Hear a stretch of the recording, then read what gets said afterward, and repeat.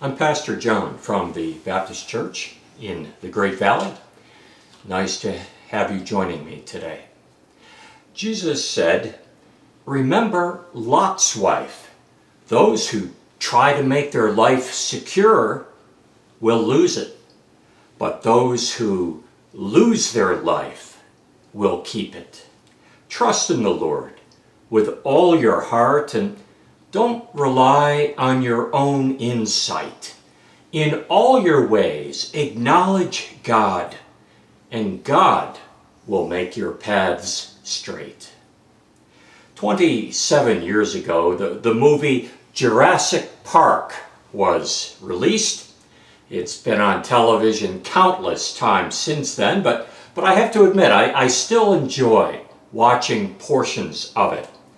Very simply, a fellow discovered how to recover DNA from mosquitoes that had been feeding on dinosaurs.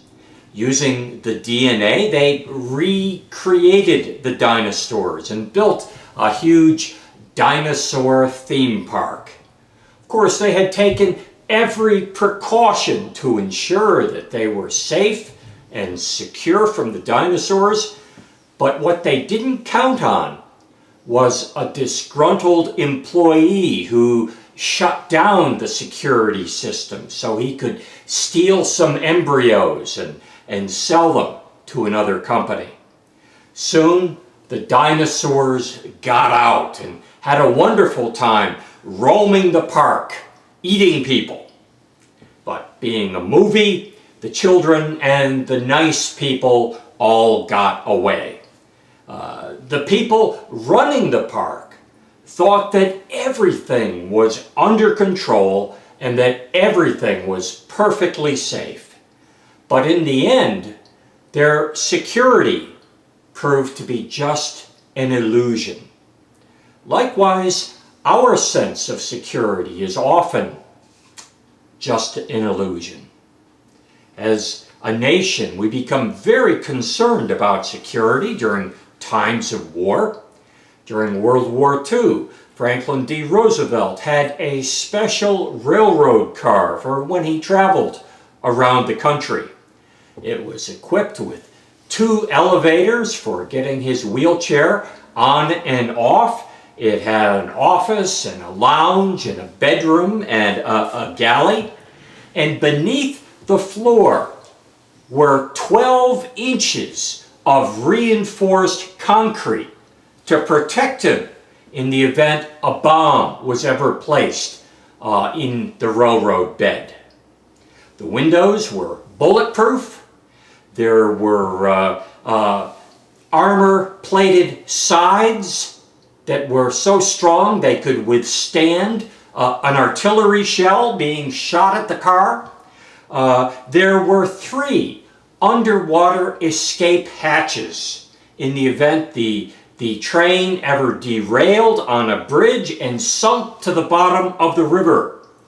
The hatches were taken from submarines so that he could still be rescued. His railroad car was so heavy that locomotive engineers compared it to pulling a fishing line when there's a heavy lead anchor at the end.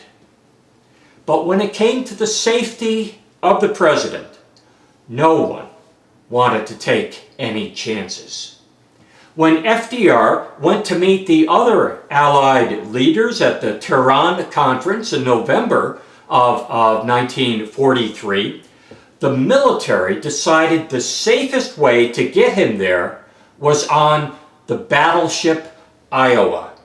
And then they surrounded the battleship with 4 fast destroyers to hunt for enemy submarines.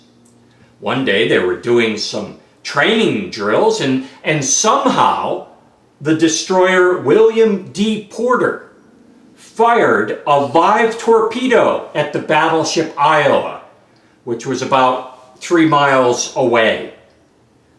Oh boy. They had been ordered to maintain a strict radio silence, but what were they going to do? They really had to let them know that a torpedo was streaking towards them. Finally, they disobeyed orders. They broke radio silence. The call was made, and the battleship took evasive action. The life of the president was spared. It certainly looked like an assassination attempt. The entire crew of the destroyer was placed under arrest and sent to Bermuda to face trial. Well, the inquiry showed that the incident was just a string of unfortunate events, and Roosevelt himself intervened, asking that no punishment be levied on the crew for the accident. But it illustrates how sometimes our desire for security can actually make us less secure. Last month I was told of a woman who had made up her mind that she needed to buy a handgun. Owning a gun would make her feel safer. Yet studies have shown that having a firearm in the house doubles your risk of becoming a victim of a homicide. It triples the risk of a suicide. And because a majority of gun owners do not lock up or secure their weapons, children are especially at risk for accidents. Well, home security is a big business. The doorbell with the built-in security camera has been a big seller. But I heard on the news this past week that some of them have been catching on fire. Whoa, now that's an unexpected consequence. Who would have ever thought that installing a little camera to keep you safe could burn your house down? Some people have burglar alarms in their homes. Imagine how much safer we would all be if everyone in Chester County had a home alarm system. But more alarms result in more false alarms, and more police hours are wasted checking on them and tracking them down. Some years ago in Abington, when they crunched the numbers, they found that false alarms required the equivalent of 2 officers per shift just to investigate them.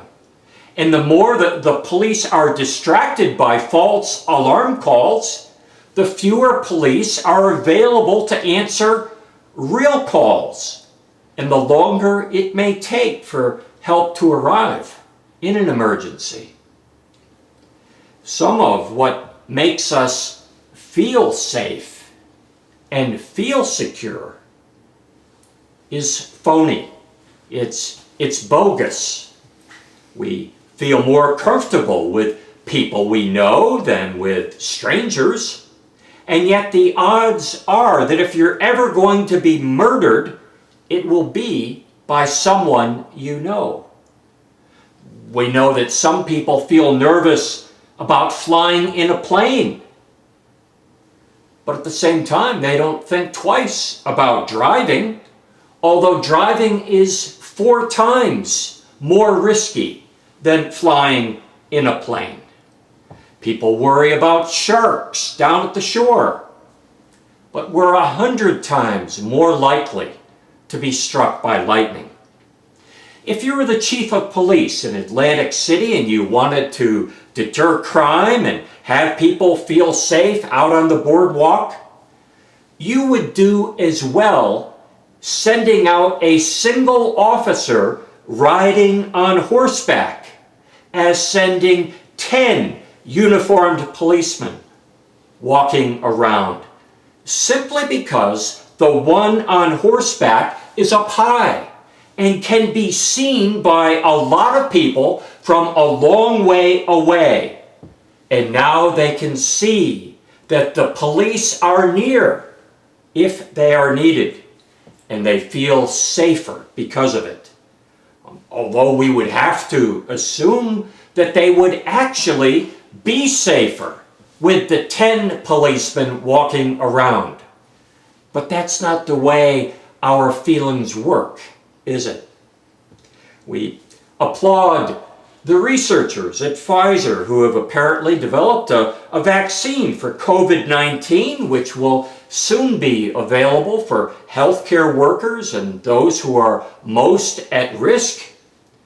Fear of the pandemic, a fear of going to a doctor's office where sick people might be hanging out, has caused a lot of people to delay or postpone screenings and routine diagnostic procedures.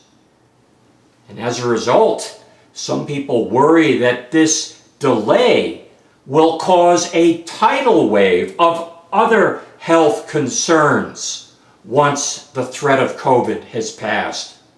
In other words, there may be a trade-off.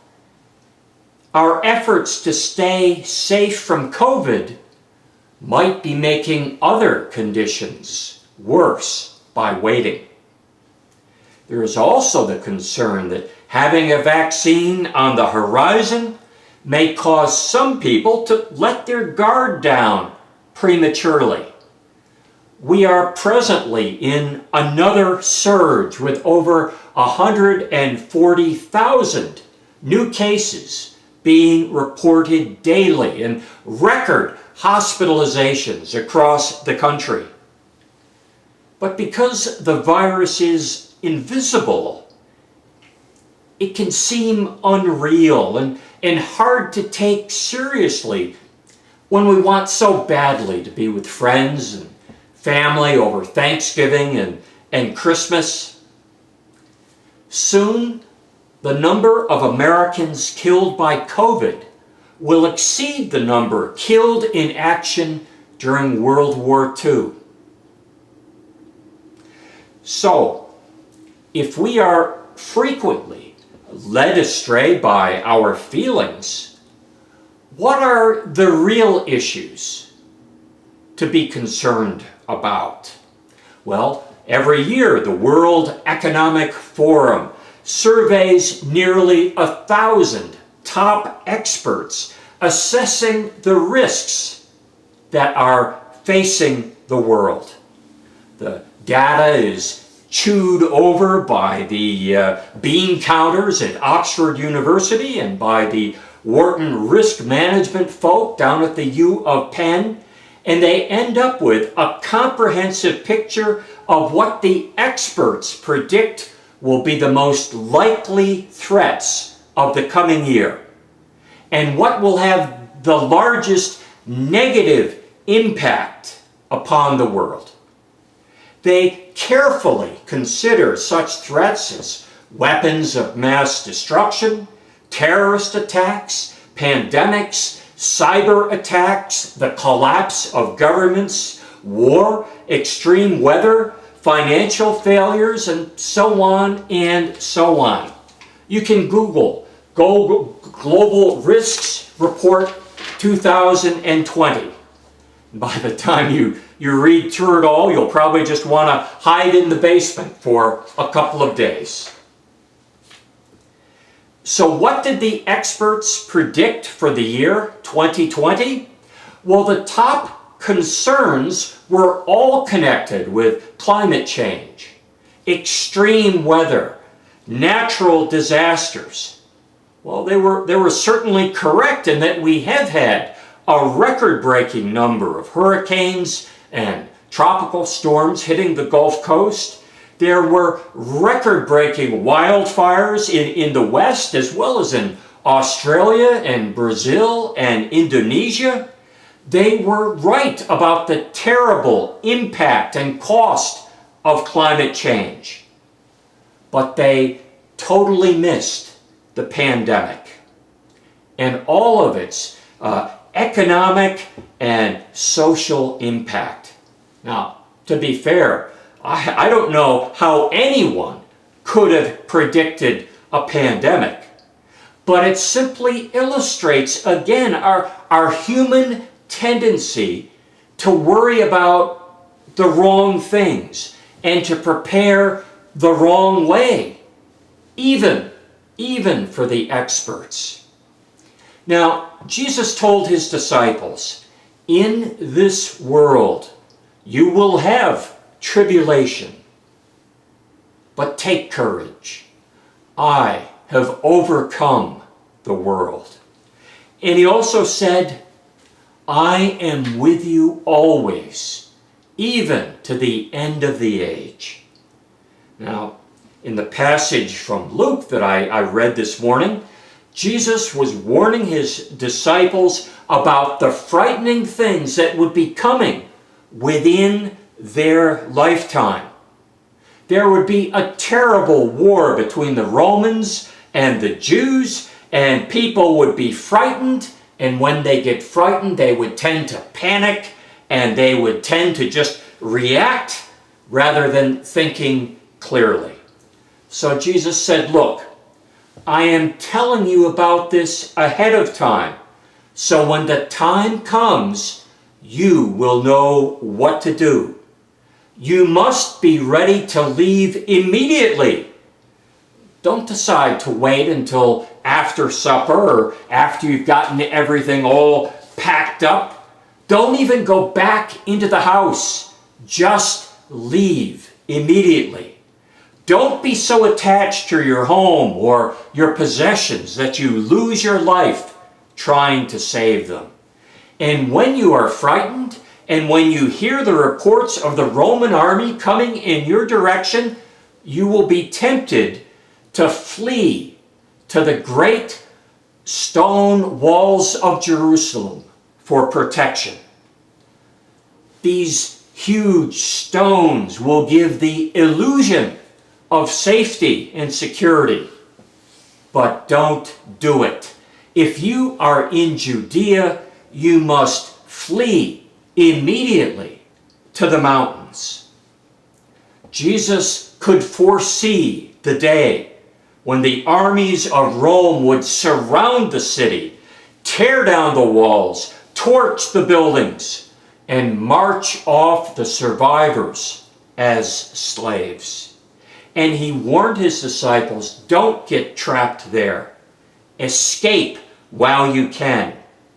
And he warns them that those who are most preoccupied with trying to make their lives secure, with trying to rescue what they've accumulated, with their own safety, will likely end up losing their lives.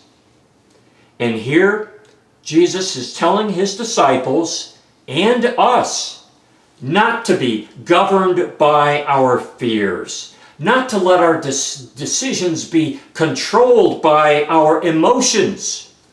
Rather, trust in the Lord with all your heart. Do not rely on your own understanding. Rather, in all your ways, acknowledge him, and he will make straight your paths. Amen.